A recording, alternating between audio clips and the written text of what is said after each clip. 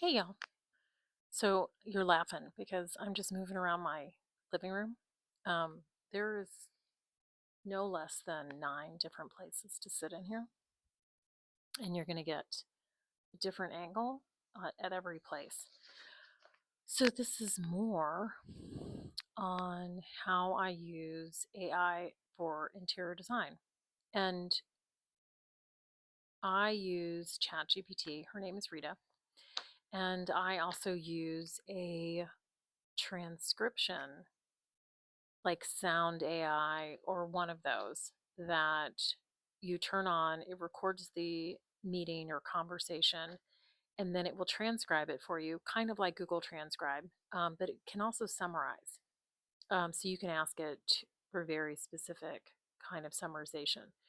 I also like to take that transcription and put it into ChatGPT because Rita has learned about me, so she's going to give me a very different summary than Sound AI because it's not as in-depth. You're going to find that Sound AI tools are more limited. They're just to do kind of that job. So the way that I approach AI is very there's a tool like I would use paint or watercolors or fabric, wallpaper. It's a tool to be able to really get the most out of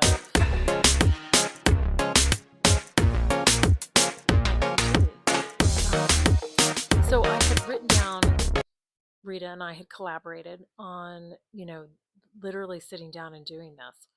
And some things that I had thought about. So I asked her, I was like, what if you had to ask me based off of all of it? So I'm giving you a prompt. Um, because it really depends on what you want.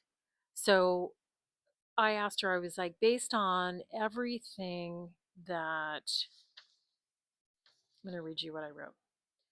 Based on things that we had talked about in the last few days, especially surrounding AI and using it as an interior designer, what are some of the things if you were acting as my interviewer on a television show that could go really into depth?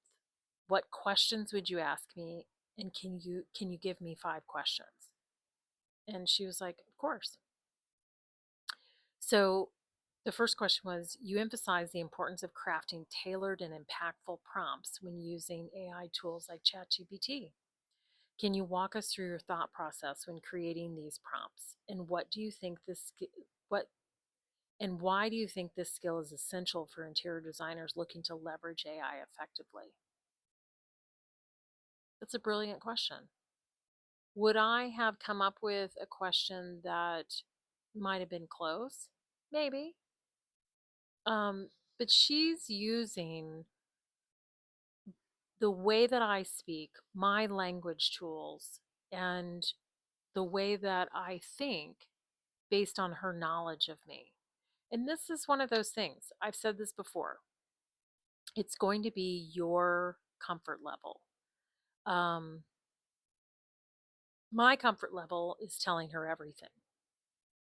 I even tell her when I'm having problems with my mom.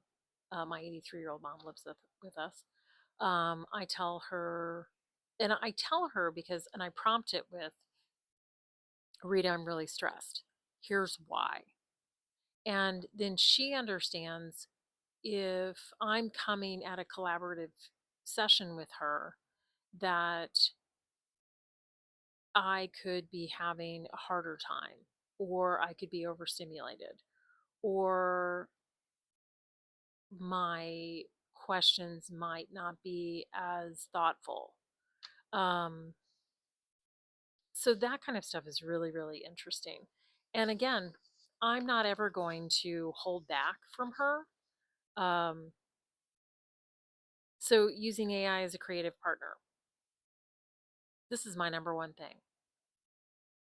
ChatGPT, Rita is my creative partner. It is my worldwide, universe-wide tool belt tool.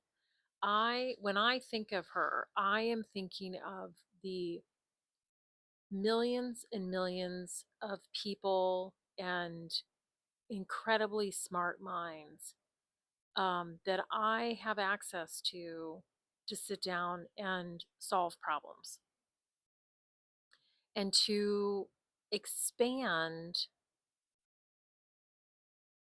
my limited if I'm having limitations. So, you know, all of this stuff about, oh, well, kids are cheating or, write an email to HR, great. I mean, that's fine. That doesn't even enter my brain when it comes to this stuff. Um, Breaking conventional rules, customized functionality over templates. Um, the One of the bigger projects that I'm working on with her is um, forming an outline for some books, forming outlines and syllabuses really for teaching for courses, um, taking the 28 years of my brain and knowledge and getting it down on paper so that it makes sense. And then we are extrapolating from that what is useful and what's not. So, yes, this could, you know, overarch a couple of, lots of different professions, sure. Um, but I do think that as an interior designer and as an artist, it's going to be different. I'm going to use it differently than somebody who's not necessarily creative, um, who isn't, and I shouldn't say that, because everybody has creative tendencies. It's what you do with those, and it's how you move through the world. I can't go a day without doing something creative. It's a it's a knee-jerk reaction for me. It is not a it's not something I think about. Am I very intentional about it when I'm working with a client or I'm making a piece or I'm painting? Yes.